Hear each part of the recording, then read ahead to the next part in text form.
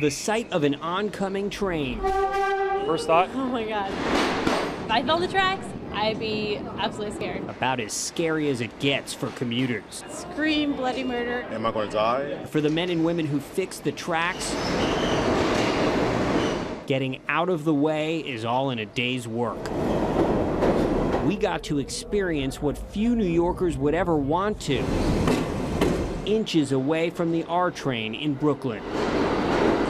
You would never, ever want to be this close to a train unless you've been escorted by MTA personnel. And before we even got here, we had to spend hours here. We're going to give a little quiz at the end. Welcome to transit school, First page, introduction. where the lessons are life and death. In an emergency situation, in this track, there actually is room right here. Instructor Jeff Spezzano has studied accidents Notice how big that train is? and describes a gigantic problem when people drop something, then go after it. People want to go down for their property. Our phone is worth $1 million to us, God forbid. After 4 hours in the classroom, we got a supervised visit We want to make sure we look both ways. to the tracks. Well, you would never do this unless you'd taken the MTA track safety course that we did.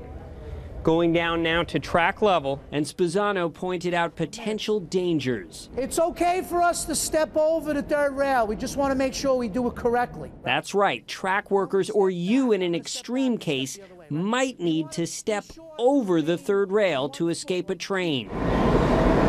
Step over onto the ladder.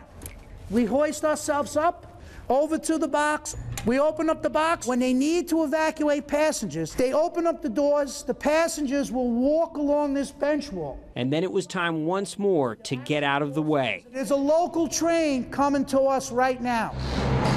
The key, a protected space called a niche. You brace yourself with a shoulder. There's an R train bearing down on this station. I'm in one of the only safe places to stand. You need to be centered inside of that. And the train passes.